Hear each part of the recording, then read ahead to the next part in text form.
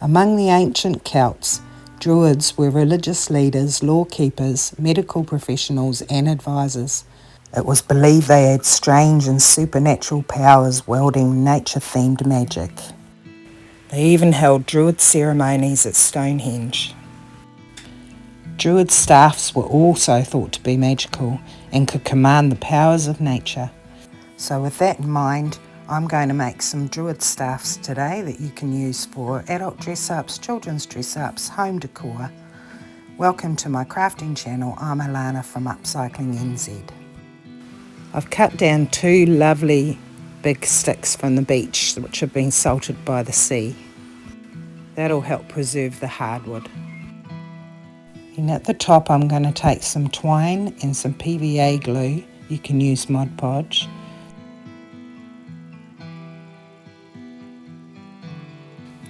Then I've applied some glue. I'm leaving a tail at the bottom and winding the twine around once and then trapping the tail underneath the twine. I'll continue to wind. When I've got that about the width that I want, I'm going to trim off the other end of the twine and tie those 2 loose ends together. This is the basic method I'll use for winding twine on these sticks. I've used a knot and I'm going to leave those extra bits hanging down. Next I've got a little bit of canvas drop cloth material. I've ripped it down to the size I want and I'm just going to glue that on using PVA. It's kind of like decoupaging but with fabric, and you can use any kind of fabric for this as long as it's a complementary natural looking colour. So again, this is the method I'll be using for applying fabric to the sticks. Next I'm taking some nice heavy natural looking wool and use the same method as the twine for this. Playing the background music for me today is a very good friend of mine, Conrad Robert, and he named that piece of music Manuia's Lullaby. And Conrad has promised me he's going to supply me another guitar solo. So listen for that in my future videos.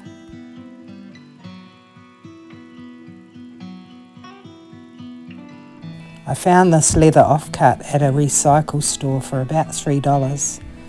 I cut a rectangular piece and I've sized that up so it fits nicely around my Druid stick. I'm marking where I want to punch holes into the leather. I don't have a leather punch, so I'm using this tool. I don't know what it's called, so I'd love if you could tell me in the comments. And the end of my scissors, and I will create holes along the edges with those.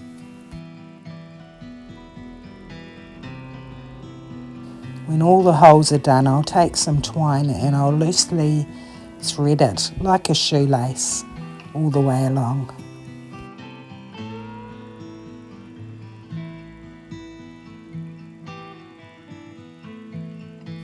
I'm using a really heavy darning needle with this twine. What I really love about the project so far is that it's really jiving with the Druid's affinity with nature, using all these natural materials with the twine and the leather and the wool.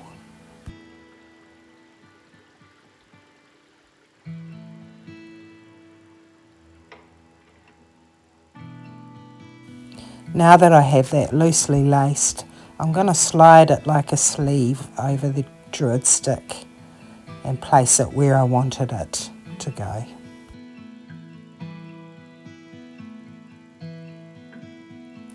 Now I'm just going to tighten up the twine lacing. I left those laces open-ended and I left them long at each end as well. I did that so that I could wind twine tightly around each end of the leather and really secure it to the stick. Tie the ends off in a knot and leave those ends hanging.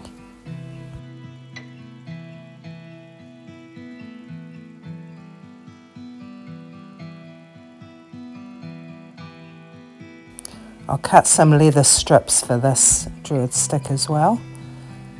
And I'm making it just wide enough so it won't break if I was to pull on it really hard.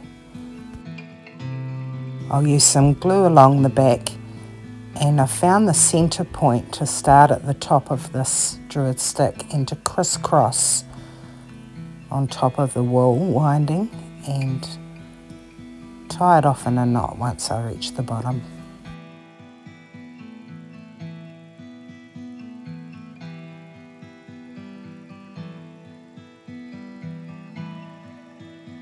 I'll just let you enjoy the music for a little while, and I'm just going to continue on those 2 sticks using all of those techniques.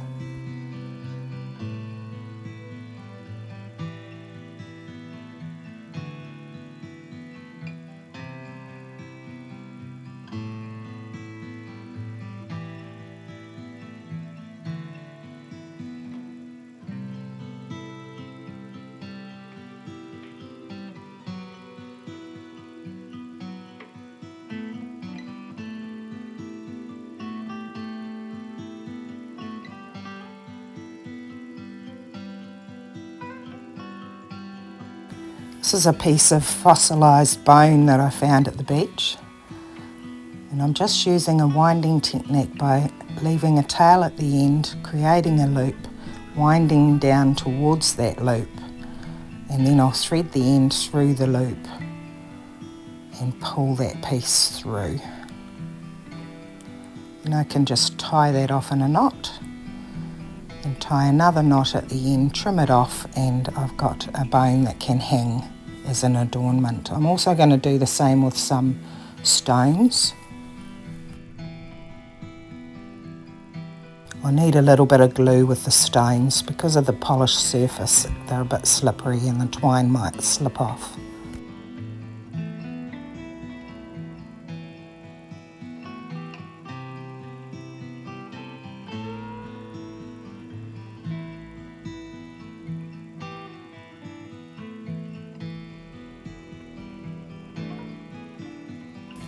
I'll burn off any loose fibres, and I'm going to make several of these to adorn my Druid sticks. I've collected some sage from my garden, and I'm going to cut it down to a smaller length and bunch it all together. I'm not going to waste any of it if I can help it, stalks and all. Druids performed a ritual called seining, which was casting basically a protective charm. They often used mugwort or juniper or herbs, so we're going to make our version of that. It's called smudging in other cultures. I dried the sage out on my oil-filled heater overnight, and I'm just taking some cotton cooking twine. I'll wind that around and around, trapping all of that foliage and securing it as tightly as I can. Again, tie a knot and leave those ends dangling. I'll do the other end as well.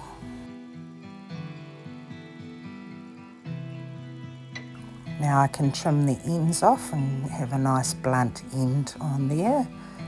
I'll cut it in half and I'll be left with 2 little bundles ready to burn for your own protective rituals.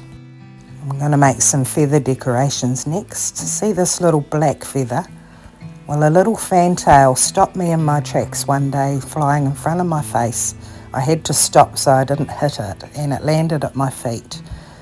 Acted like it was trying to tell me something, and then left me that little feather as a gift, so it's pretty special to me.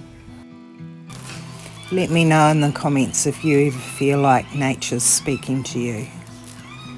I've often thought if I had a spirit animal, I'd want it to be a wolf or something along those lines, but actually, based on my experience, I think that my spirit animals are birds, because I've had several amazing experiences with birds. I don't know if you've seen an earlier video I had where a wild bird came in and hung around me for a couple of hours and ended up hopping on my hand. So I'm putting some white feathers with these darker feathers, and I'm going to wind twine around the end and tie them off so that they can hang from my Druid sticks. Another experience I had with birds was a beautiful hawk that got its foot caught in some roadkill, and I had to stop my car in order to avoid hitting it. The interesting thing was that 2 days later the exact same thing happened. So there's my natural feathers done. Now I'm going to take some old curtain fabric and I'm going to make some artificial feathers out of this if you don't have feathers on hand. And I'm cutting a feather shape around a sewn seam on that curtain. I'll make 2 of these.